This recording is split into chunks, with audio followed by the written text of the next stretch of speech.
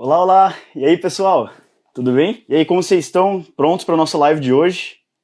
A gente vai falar de um tema muito legal, onde a gente vai juntar duas grandes áreas aqui, que é o previdenciário trabalhista. A Ana está entrando já, vou deixar ela vir aqui. Chega mais, Ana Paula. Então, estamos aí, pessoal. Resolveu. Todos, boas-vindas a todo mundo na nossa live do Cálculo Jurídico de hoje. E a gente preparou com muito carinho, né, Ana Paula? Com muita Foi. coisa. Nossa, a gente conversou bastante, a gente está conversando aí faz umas 2 semanas. A live de hoje basicamente vai ser um spoiler de muito material que a gente está produzindo já daqui para frente, não é mesmo? E bastante coisa que a gente já está conversando entre nós, e dessa vez a gente decidiu fazer diferente, inverter, né? Em vez da gente publicar o post primeiro, a gente veio fazer a live, veio contar tudo que a gente está pensando já e, né, dividir com vocês as nossas ideias, nossos pensamentos, tudo que a gente está observando aí, né, os impactos dessas alterações legislativas recentes, como isso tem influenciado a vida dos segurados, né, que são os clientes previdenciários, que muitas vezes também são empregados, que são clientes, né, do trabalhista.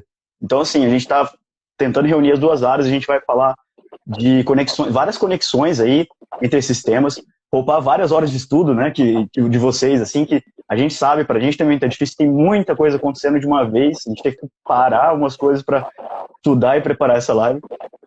E com isso a gente vai resumir um pouquinho, assim, muita coisa que a gente já pensou e aproveitar a participação de vocês com ideias, com comentários, para a gente pensar ainda mais além de soluções que a gente pode adotar, oportunidades que a gente pode ver nesse momento, né, para fazer o melhor pelo nosso cliente, para salvar a vida de muita gente que está nesse momento difícil, passando por várias dificuldades, tanto empregador, tanto empregado, tanto segurado, todo mundo está precisando, né, de uma orientação segura nesse momento.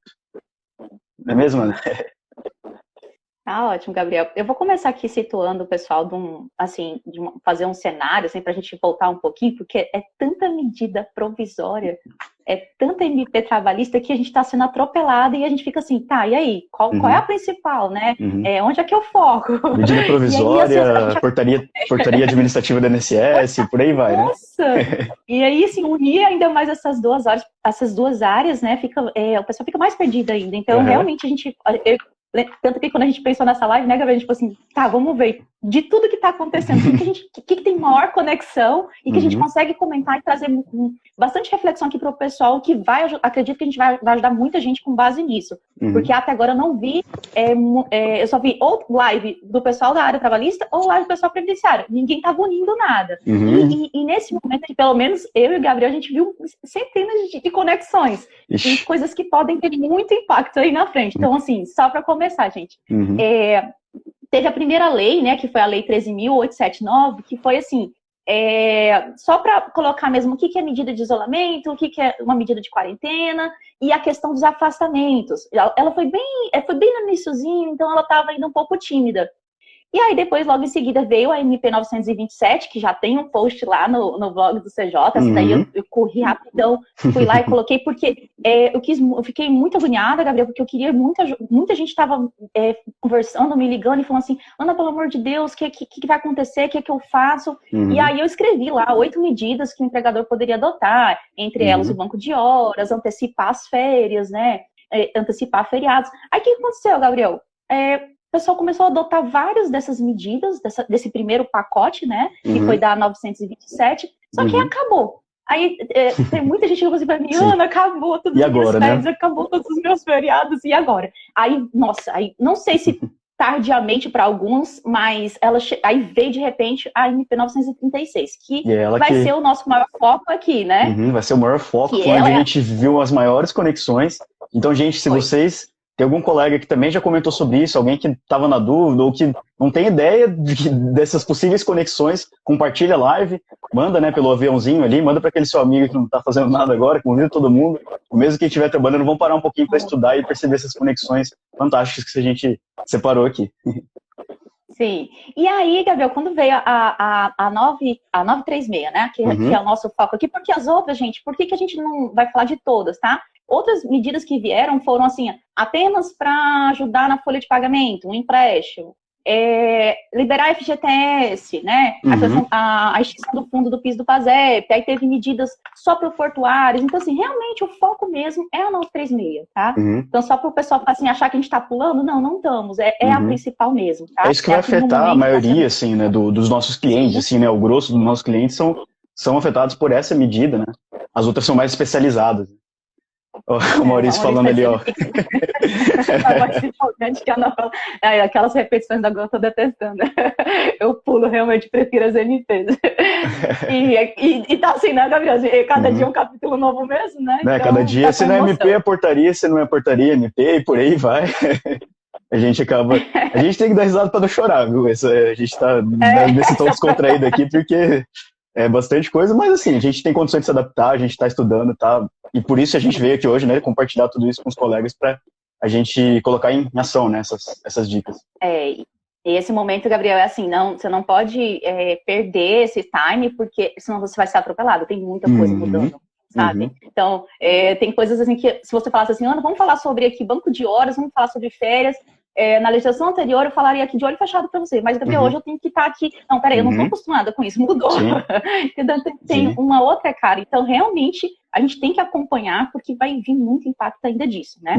Então, retornando, Gabriel, quando essa lei 13.879 ela veio uma portaria também muito interessante, complementando, né, que muita gente não sabe, que foi a 356 de 2020. Então, ela falou assim, medidas de isolamento, tá? Aí já começa tudo nosso vai começar a partir disso, tá? Isolamento nada mais é do que separar pessoas já contaminadas de pessoas não contaminadas, tá? E a medida de isolamento é separar, fazer uma restrição das atividades, como a gente está vendo agora, ou separar pessoas suspeitas das que estão saudáveis. Aí, o isolamento, ele é de 14 dias, ele pode sim ser prorrogado por mais 14 dias, e aí a gente vai entrar na questão dos afastamentos já. Segurei, pessoal. Porque, né, aqui que o auxílio-doença entra e previdenciário, o primeiro choque, né, do previdenciário trabalhista. Exatamente, já soltando, né? Até 14 dias, tudo bem, o empregador paga, né, interrupção do contrato, tranquilo. Mas aí vamos supor que ele vai lá, Gabriel faz o teste, nossa, você ainda tá com Covid, vai ter que prorrogar aqui. Então, aí já vai entrar numa questão que a gente vai já comentar, tá? E a quarentena é até 40 dias. E ela também pode ser prorrogada caso o governo ou o Estado visualize que há ainda um risco de transmissão, tá? Então, isolamento e quarentena são coisas diferentes, tá? Lembrando, né, que isso são medidas gerais, assim, né? São medidas que valem para todos os setores da sociedade. A gente está falando no primeiro nível, assim, de abstração desse conceito, né? Desses conceitos de isolamento e quarentena. Isso, bem importante reforçar. E aí, Gabriel, quando a Lei 13.000 veio, ela falou assim, e isso é importante frisar, tá? Porque a gente vai ver que muita MP vai excluir os servidores. Essa não, tá? Então, ele disse o quê? Que quando o empregado, ele, porventura, passar por uma situação de isolamento ou de quarentena, Gabriel, essa falta dele ao trabalho, ela vai ser considerada justificada. O que ele quer dizer? Né? Que ele não vai ter nenhum prejuízo no salário dele por causa dessa falta, tá? Então a gente sabe de pessoas que estavam, por exemplo, tirando férias na Europa, as fronteiras fecharam, e aí ela não conseguiu voltar, tá até lá agora tentando, e as férias dela acabou, e aí? Como é que ia ficar esse período dessa ausência? Então a lei já disse, falta justificada, fiquem tranquilos, você vai continuar recebendo salário, tá? Então, esse foi a primeira... A primeira lei que veio sobre o assunto... Primeira conclusão que a gente teve ali sobre o que seria, né, esses próximos dias. Isso. Estava só começando, infelizmente, né? E aí, outra coisa importante, Gabriel, que essa lei veio contar foi a interrupção e a suspensão. Que aí muita gente teve que pegar lá o caderninho para relembrar, né? Voltar para os básicos, né? Sempre ajuda. Sempre ajuda. Por quê? Na interrupção, o empregado, ele não trabalha, mas ele recebe os salários. Mas aí, a partir do momento que essa doença se estendeu e ele precisa ficar mais tempo ausente, né? O que a empresa tem o dever? Ela tem o dever de encaminhar esse empregado ao INSS. Então, a partir do 16º dia, esse contrato ele fica suspenso. Então, o empregado ainda não trabalha, só que quem passa a pagar esse valor é o INSS. Né? Então, aí a gente está falando do auxílio-doença, né? Os primeiros 15 dias de afastamento, pagos pelo empregador, a partir do 16º dia, né, o INSS assume esse pagamento e aí que começa, né, ponto de conta que a gente está querendo comentar aqui. Isso. E se duvidar, né, Gabriel, ele provavelmente nem vai ficar muito tempo. Ele, a partir do 10º, se duvidar, lá no 20º ele já curou, e assim, né, vai ficar com um pouquinho tempo ali de uma diferençazinha. E aí, Gabriel, uma coisa super interessante, que aí foi quando a gente viu o primeiro choque. Vocês concordam, assim, que muita gente não vai conseguir ir até um hospital para pegar um atestado médico. E o que o INSS diz? Sim, e tem sido recomendado justamente para que não vá, né? Hoje a gente está num momento assim que é melhor não ir. Porque todos os hospitais estão contaminados, então assim, você está expondo o empregado a um risco, às vezes ele está só com a suspeita, Gabriel. Só que aí você fala assim, olha, para te afastar eu tenho que ter um atestado. Aí o que o Ministério Público se manifestou em relação a isso? Aí depois eu vou te passar aí para você falar. O MPT, tem muita gente não sabendo disso ainda, Gabriel. Ele fez uma recomendação, tá? Ele falou que o empregado ele pode fazer uma autodeclaração de que ele tá com sintomas da Covid-19, certo? E aí ele manda pro empregador, seja por e-mail, enfim, por mensagem. E aí o empregador, ele sugere que o empregador aceite essa autodeclaração, tá? Para que essas faltas sejam abonadas, tá? Ou seja, para que elas não sejam descontadas. Só que o MPT talvez esqueceu aí da questão previdenciária. Como eu te falei, às vezes os dois mundos não estão conversando. Tá, e aí? Mas será que o meu INSS está aceitando essa autodeclaração, Gabriel? E aí, comenta aí pra gente um pouco sobre isso. Né? Recentemente saiu... Como é que vai ficar se eu não tenho atestado? Exatamente. Você vai me forçar, Gabriel, a ir até o hospital a obter esse... E assim, e olha que só que grave, Gabriel. O Ministério Público fala que se o empregador recusar, ele está incorrendo em crime. Olha que perigoso, entendeu? Porque se ele recusa a autodeclaração e fala assim, não, eu quero o atestado, ele depois pode, né, responder por isso, porque ele expôs a pessoa a um risco. Olha que delicado, olha que responsabilidade. Né? E o empregado também fica perdidão, né, nesse tadinho, momento. Ele fica assim, agora, tá, e agora? Faço a autodeclaração, respeito isso. Isso sem contar outras situações, né, que a pessoa fica numa encruzilhada ali. Bom, né, o pessoal do Previdenciário já está um pouco mais atualizado disso, né, a gente colocou isso no post Previdenciário também. Saiu recentemente a portaria mais esperada dessas últimas, né, que é a portaria 9381 de 2020, regulamentando o que foi disposto na lei 13982, falando da antecipação do auxílio-doença. Tá? Tem bastante detalhe, ó, o pessoal comentando ali. Vamos resumir isso daí. O que aconteceu? Desde que a gente entrou em quarentena, assim, em modo geral, estava tudo suspenso, suspenderam as perícias médicas no INSS. E o que acontece? Como que vai ficar? Não tem perícia médica, não posso ter uma perícia presencial por risco de contaminação. O que acontece? Né? O que o segurado vai fazer, seja ele segurado empregado, contribuinte individual, qualquer outro tipo de segurado da Previdência? Ele vai ter que... Então, foi criada uma solução, foi anunciada essa solução, que demorou assim, quase uma semana para sair essa portaria, falando que vai ser juntado um atestado médico. Então, a gente vai ter a concessão de auxílio-doença por atestado médico. E aí que está o detalhe. Essa concessão, ela é só uma antecipação do auxílio-doença. Então, e pior, é uma antecipação só de um salário mínimo. Então, vai ter muito empregado ganhando lá, né, do teto, muito mais que o teto, né, do INSS, ganhando 5, 6 mil, e vai ter antecipação de um salário mínimo, né, porque essa antecipação, né, pelo que está disposto na lei, ela serve para qualquer tipo de segurado. Então, se o empregador encaminhar o empregado, né, depois desses 15 dias, ele vai seguir essa regra geral, essa antecipação. Então, né, a gente chega nessa situação extremamente delicada que só vai ter essa antecipação e apenas com atestado médico. Então, vai ser juntado o atestado médico. Tem umas exigências específicas do atestado médico, tem que ser elegível, né, o que geralmente já é um desafio, né, com todo respeito aos colegas médicos, mas, né, tem que ser elegível, tem que ter CID, tem que ter todos os detalhes, na verdade, que já são rotinas de atestado médico, mas está especificado e é isso, né, essa conversa ainda não teve, né, essa autodeclaração que foi uma recomendação, né, lembrando para quem está chegando agora, uma recomendação do MPT, né, que já cerca ali o empregador, dá uma opção para o empregador, né, tipo, afastar o segurado, mas aí o segurado vai chegar, ele não conseguiu o atestado médico, ele foi com a autodeclaração, ele só tem a autodeclaração para juntar no meu INSS, como que vai ficar? E aí, né? né? É uma situação extremamente e assim, delicada. O Ministério Público, ele olhou pro lado dele, né? Ele falou assim, olha, a autodeclaração, ela afasta o sentido de você ter um prejuízo no salário. Mas tá, e se eu precisar passar disso? E se eu precisar ser afastado do INSS? Exato. Então, ninguém chegou a esse ponto. Então, muito complicado. E isso vai atingir...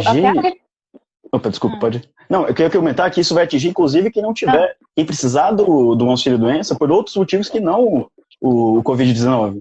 Né? Porque a pessoa, por exemplo, ela pode estar em home office, ela contrai outra doença, ela fica incapacitada por outros motivos e precisa se afastar, só que ainda não tem perícia médica. Aí não vai ter perícia médica, ela vai encaminhar um atestado e vai receber um salário mínimo. Né? Que a princípio vai ser por 3 meses e depois... né, e depois a gente ainda não sabe como vai ser, pode ser prorrogável, né, tem essa previsão na portaria, mas por enquanto é só isso. Lá no final, né, para quem ainda não está por dentro disso, lá no final, depois quando voltar a perícia presencial e for feita a perícia e for confirmado, aí vai pagar o retroativo a diferença. Então vai fazer o cálculo normal do auxílio-doença e paga a diferença. O pessoal está comentando, os médicos não estão atendendo. Fome, né? Aí mata lá, ele passou fome, coitado. Até lá ele passou fome, exatamente. Grande, passou fome. Exatamente. Complicado, né? Pode seguir o que você ia comentar, depois eu comento uma das novidades aqui. O que eu ia comentar para o pessoal aqui, Gabriel, que eu fiquei pensando assim, cara, se acontecesse essa situação e eu tivesse que dar um parecer, ajudar um empregador nessa situação, o que eu faria, né? Assim, olha, eu não quero expor uma empregada ao risco, né?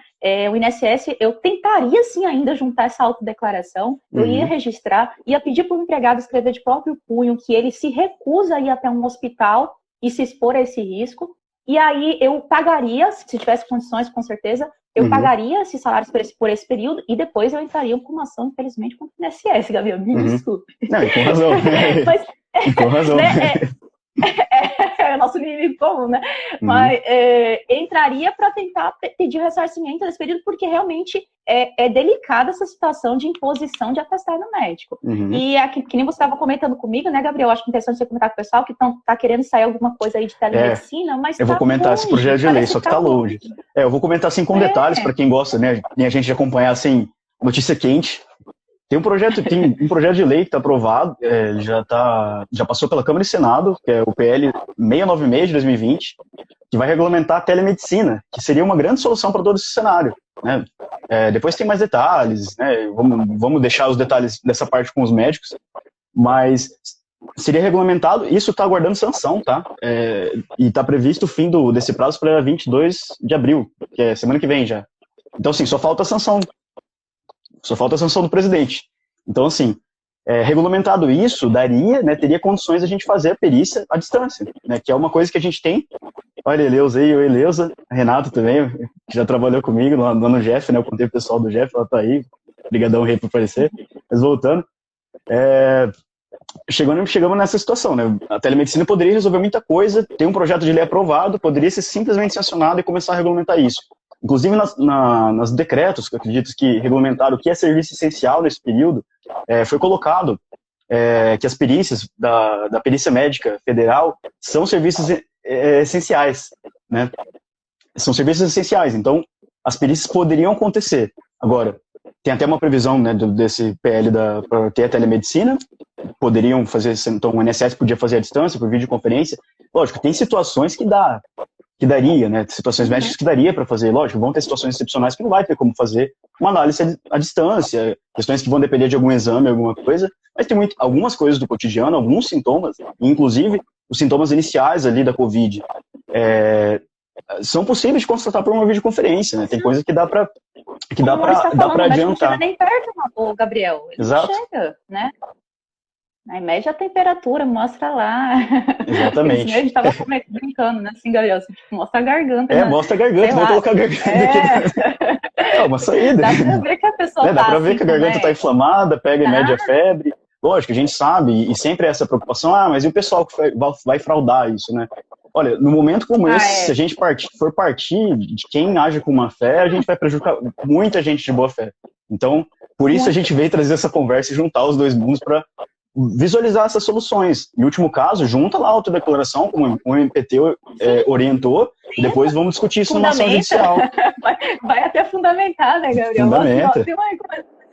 Né? Então, assim, quem quiser até tá lá no post do cálculo jurídico, eu coloquei o link para onde tem a recomendação, Exato. que fundamenta, deixa registrado isso. Se o empregado topar, ok, né? Mas não vai ser todo mundo que vai topar aparecendo no hospital só para pegar um testado médico, não. E sem contar, Gabriel, que não é todo mundo que está sendo testado, tá? Ainda Exatamente. Tem estados que tem mais. Olha só, você chega lá, você fala assim, olha, meu empregador tá pedindo aqui, pelo favor, né, me testa. Aí eu falo assim, você tá louco? Sai daqui. Então, assim, ainda tem esse risco, né? Sério. Então, é complicado, né? Gabriel, uma coisa que eu queria colocar aqui para você, que eu acho que tem muita gente curiosa para saber isso, o empregado que adquiriu, né, o coronavírus dentro do ambiente de trabalho. Ixi, e aí, afinal, é doença? Afinal, é doença? Essa é polêmica, é doença ou não é? Essa é polêmica. Veio um artigozinho bem simplesinho na MP falando sobre isso e causou uma certa polêmica porque tem o pessoal da área de saúde que ficou de lado. E como que tá isso aí, né? E aí, como é que tá isso aí? Como é que você daria a sua visão aí? Você tá me ouvindo ainda? Eu tô te ouvindo. Tô. O modelo de autodeclaração, por isso que comentou ali, acho que tá lá no seu post já, né?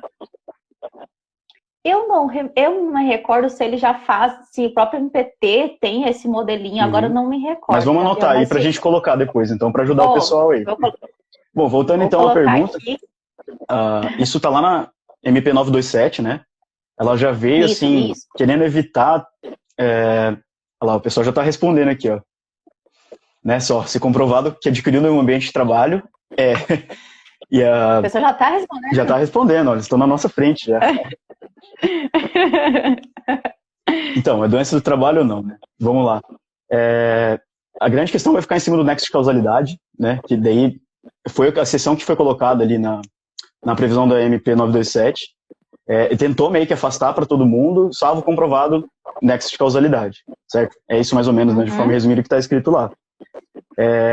E, em regra, isso, né, ficaria a encargo do empregado, né? Aí a gente pode relembrar aquela diferenciação entre doença... Eu já entendi, Gabriel. Doença do trabalho e a doença profissional, né? A doença profissional, aquela que é a doença típica, né, que é relacionada estritamente à profissão. Eu até notei os exemplos aqui que eu não lembro de cabeça. Vamos pegar aqui para ajudar quem está voltando da nessa hora. indústria, né? Tipo, que trabalha com a exposição de um agente químico, né, eu coloquei o do benzeno, que é muito clássico no previdenciário, que a gente sempre vê na atividade especial também, né?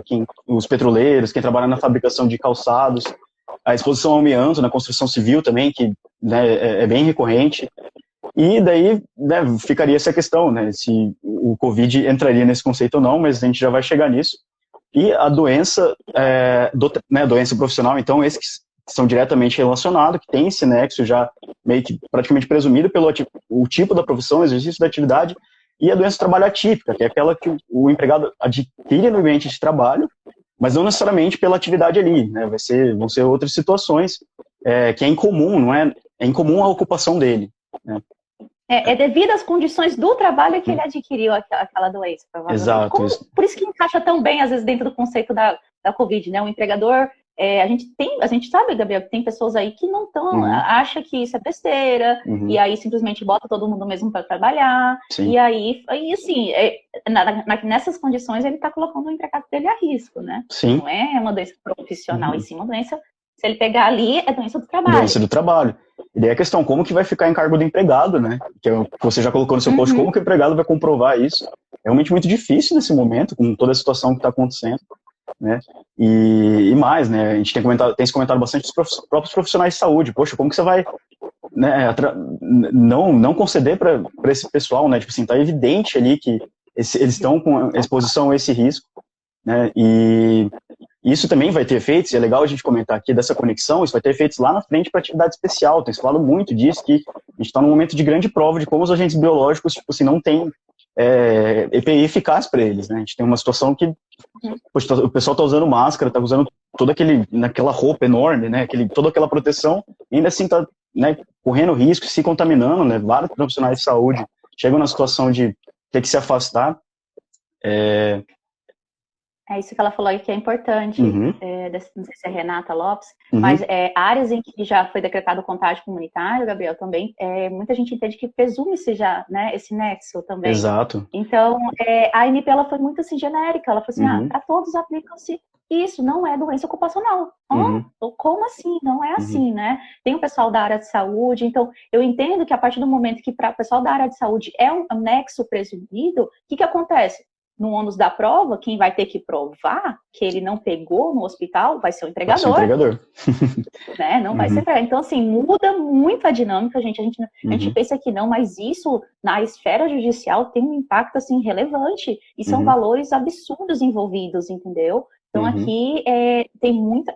É complicado isso. Eu acho que muito magistrado, Gabriel, para algumas profissões específicas, vai afastar isso aqui. Sendo uhum, muito sincero, tá? Eu não vejo como eles levarem isso aqui ao pé da letra, não. uhum. Mas.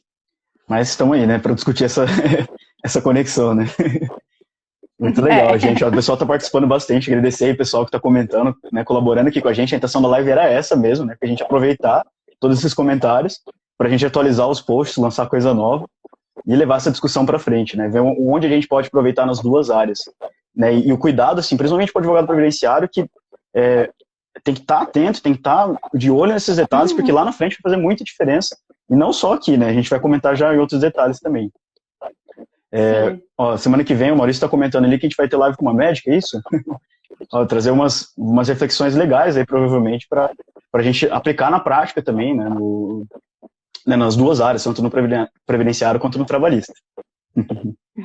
Ó, o pessoal elogiando aqui. Muito legal, gente. Obrigado aí. Obrigada, Rafael. Próximo assunto aqui da pauta é a principal MP, né, A Gabriel? principal MP. A Vamos para 936. Vamos a ela. Vamos começar. Vamos se esticar, porque Deu até tem bastante uma detalhe. alongada. Vamos dar uma alongada. Ajeita a cadeira aí também, pessoal, que agora vem bastante comentário legal. Não, e assim, bastante informação interessante, né? Porque assim, a gente fica vendo no jornal, a gente fica assim meio.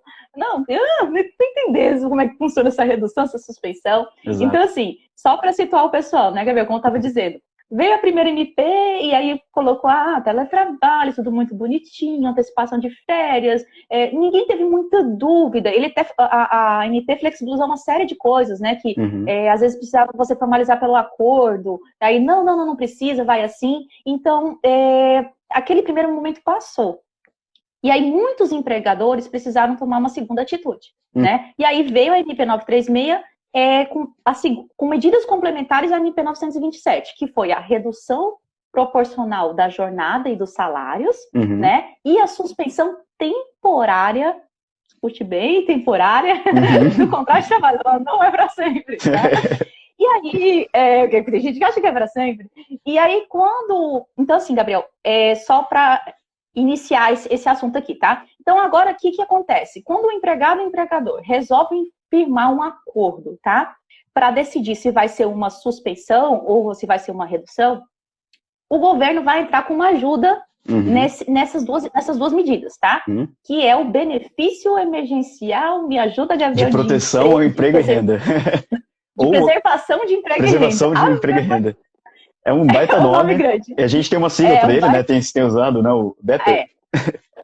Chamamos de BEPER, gente. Se você for falar BEPER, é o benefício emergencial de preservação, emprego e renda. E é engraçado, Gabriel, porque quando você for lá para o site da Caixa, eles chamam de BEM. Bem. Bem, bem. Ou bem, então... ou bem, ou BEPER, a gente vai começar a partir daqui, então, pessoal, usar as siglas para facilitar, porque se a gente for repetir esse nome, cada vez que a gente for citar, a live vai durar 3 horas só repetindo isso, né? Então, para quem está chegando, gente, o BEPER, que é um benefício emergencial, e o que ele é? Ele é um recurso que vai vir da União, tá?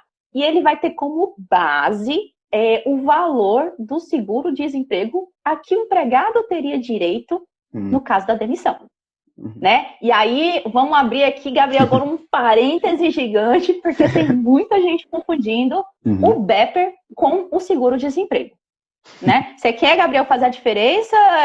fazer as honras ou eu mesmo falo aqui? Não, rapidinho. Não, porque inclusive em aula, assim, coisas que a gente tem visto materiais, o pessoal tá falando, equiparando, assim, isso vai fazer uma confusão danada. Mas assim, o que é equivalente à base de cálculo dele, né? E aqui a gente está no cálculo jurídico, a gente gosta de falar de cálculo, então, né, para deixar bem claro, a diferença, né, a semelhança, na verdade, é que a base de cálculo é a mesma, mas eles têm naturezas diferentes, inclusive, né?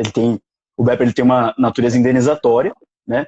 E daí que já é o pedacinho assim, de algo que eu vou comentar mais pra frente, ele não é um benefício previdenciário, isso tem uma consequência muito importante para a gente em vários sentidos. Volta aí. Pode Excelente, Gabriel. E aí eu vou falar a diferença trabalhista agora, né, gente? O benefício emergencial, ele é, olha só como é, aí você já se toca de logo de umas consequências. Ele é pago no contrato de trabalho. E o seguro-desemprego, ele é pago na extinção.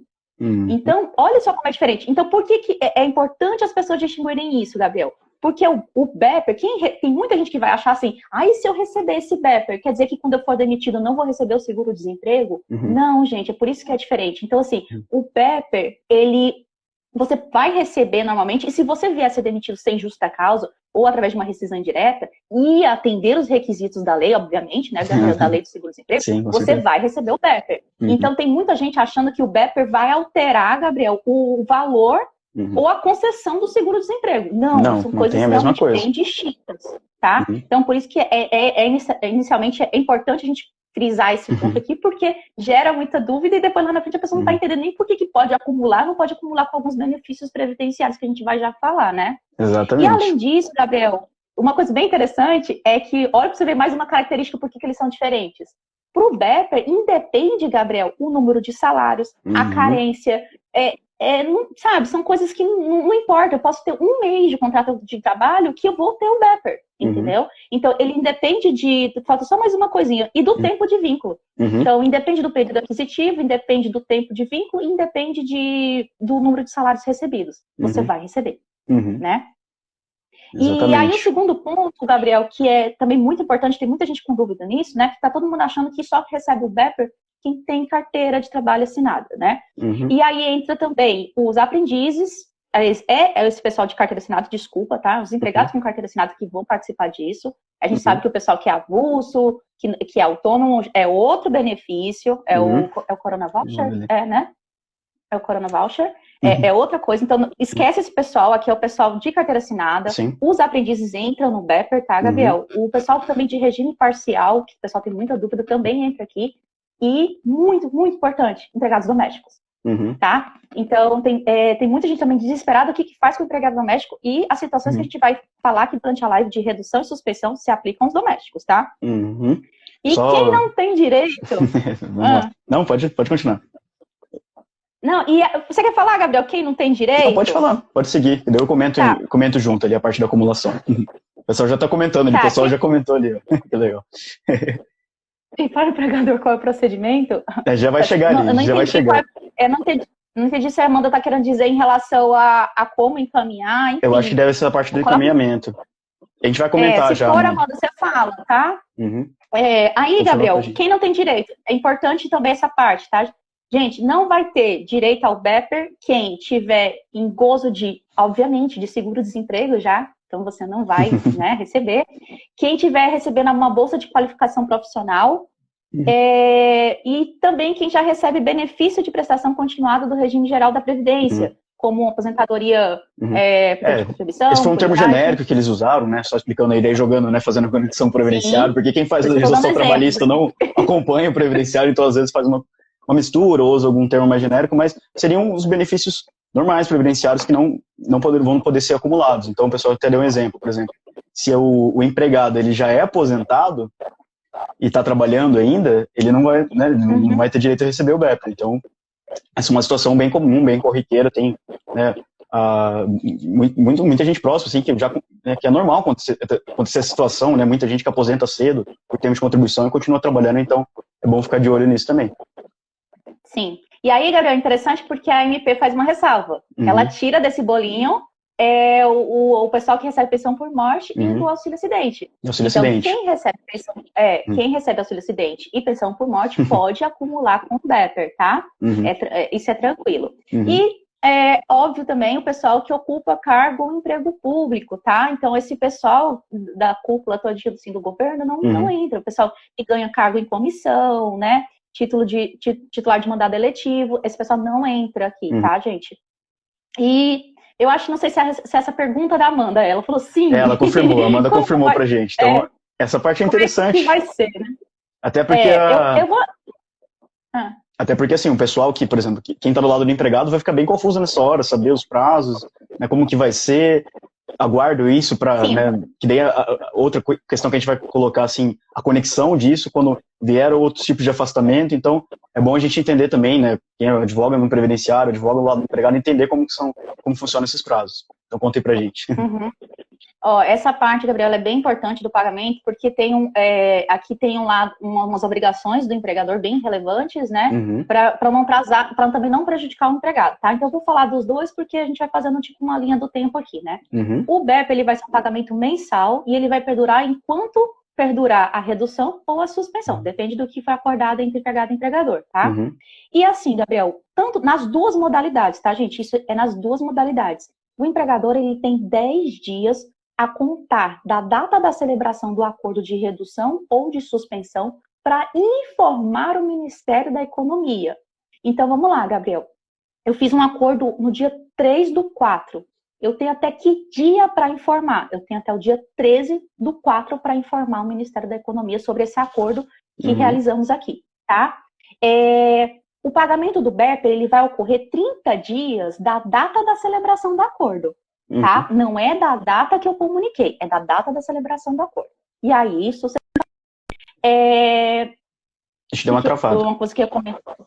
Deu? Deu uma travada. Pessoal, como que tá aí? Confirma pra gente. Devo repetir, Gabriel? Você devo repetir, pessoal? Você vai cortar alguma coisa? Tá dando uma travadinha. Pessoal, confirma aí pra gente. Enquanto isso...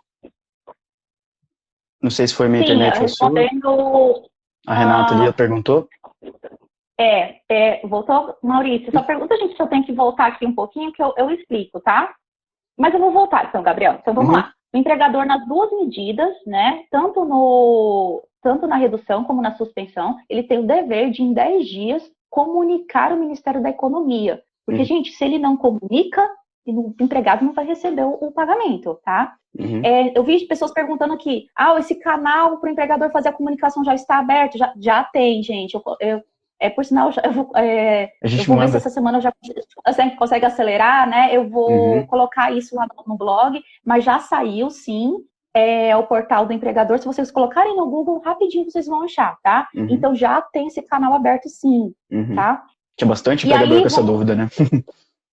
Tem. Então, só voltando ao exemplo, gente, tem um acordo que eu firmei no dia 3/4, meu prazo limite para o empregador informar até o dia 13, tá? E o benefício vai ser pago 30 dias após a celebração do acordo, ou seja, no dia 3/5.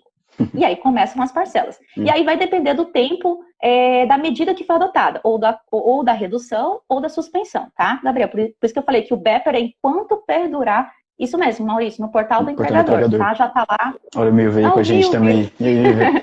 Fala, mestre. Tudo bom?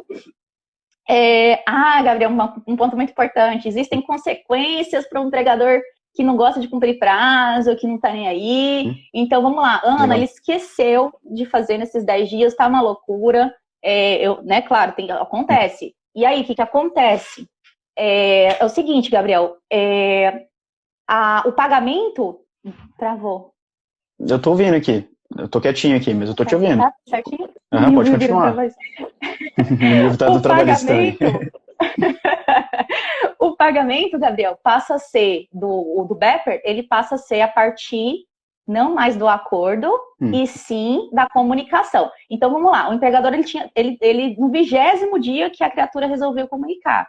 Aí, o que acontece? O BEPER vai ser pago a partir do 20º dia, né? Mas quem vai pagar a continha lá da época que você acordou até a data que ele demorou para comunicar vai ser o empregador. Vai ser o empregador. E aí ele paga a remuneração integral com encargos. E ainda com todos os encargos.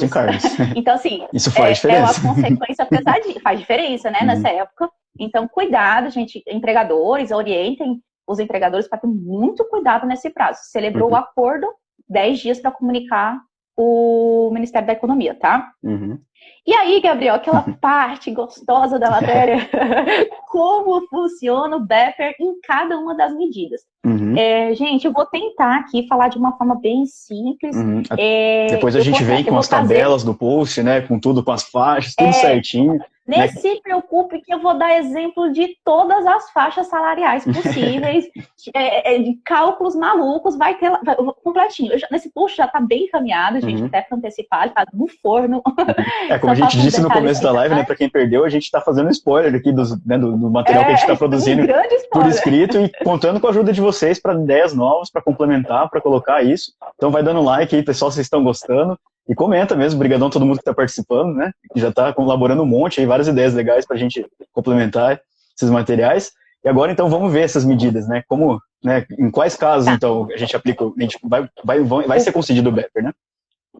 Isso. O BEPER, então, só retomando, né, Gabriel? Ele vai funcionar tanto na redução de jornada e salários, como na suspensão, nos dois, tá? Só que de formas diferentes, né? Sim. Então, na redução, Gabriel, o BEPER ele vai ser igual ao percentual do valor do seguro-desemprego.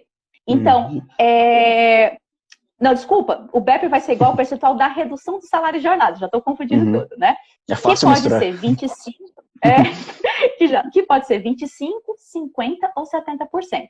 Então, só retomando, gente, se o empregador ele resolve reduzir o salário e a jornada, sempre igual, tá?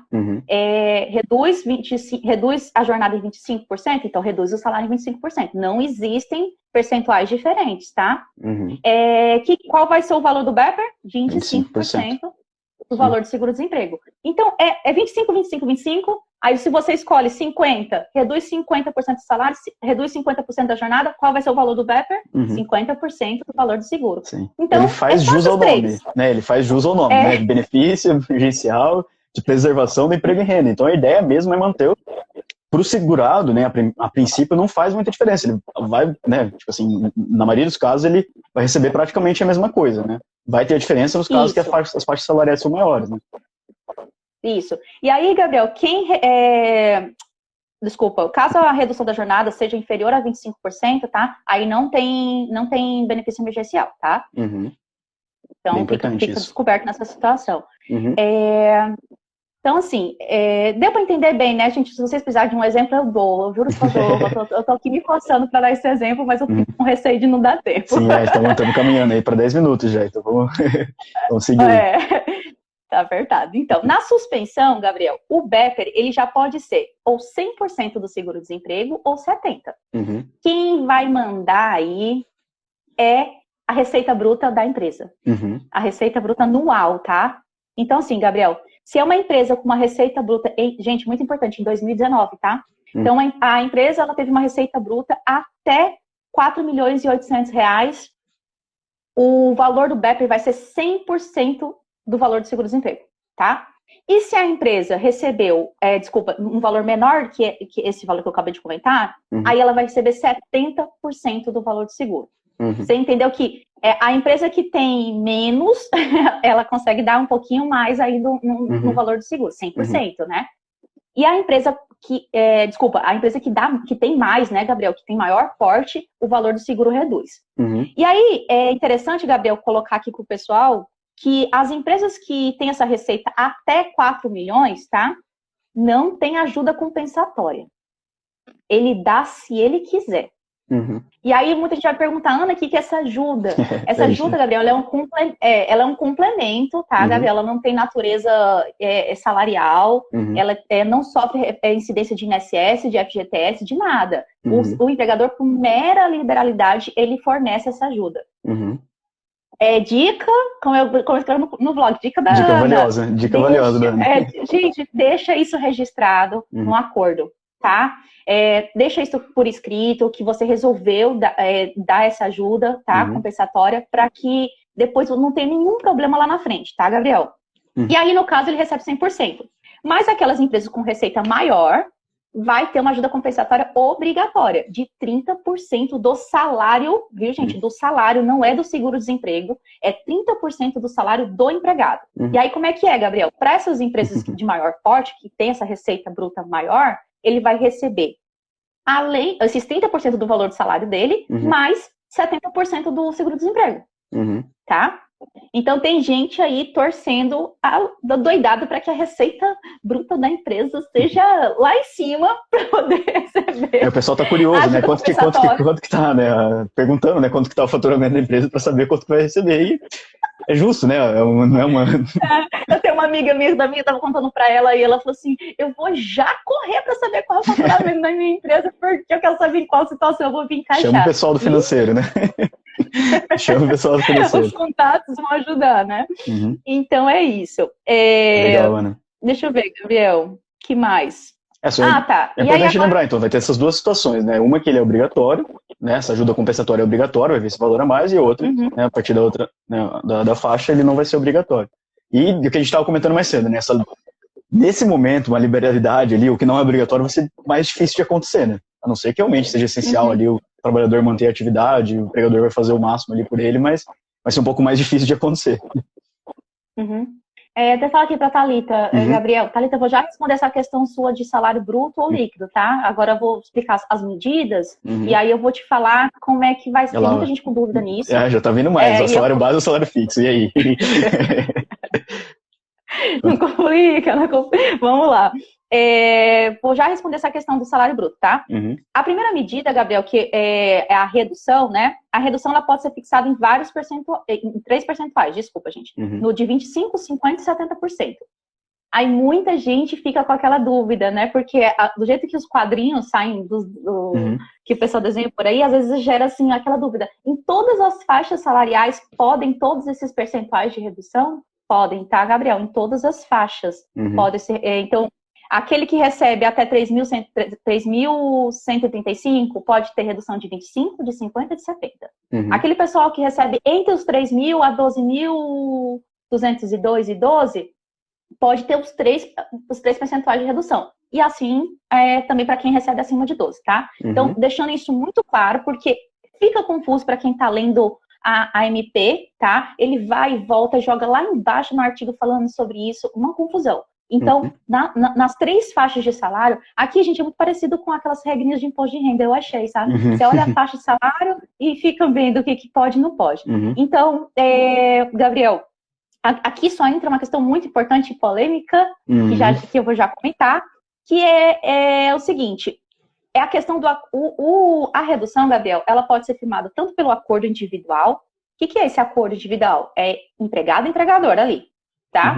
E ela pode ser também, e ele também pode ser feito por norma coletiva. Quando a gente fala a norma coletiva, gente, é o gênero, tá? Então, o que está dentro disso? É o acordo coletivo de trabalho, ou seja, a empresa e o sindicato, e uma convenção coletiva de trabalho, sindicato e sindicato, tá? Então, em alguma situação, quando o percentual, Gabriel, de redução for 25%, tá liberado para tudo, para todas essas faixas que eu comentei, tá?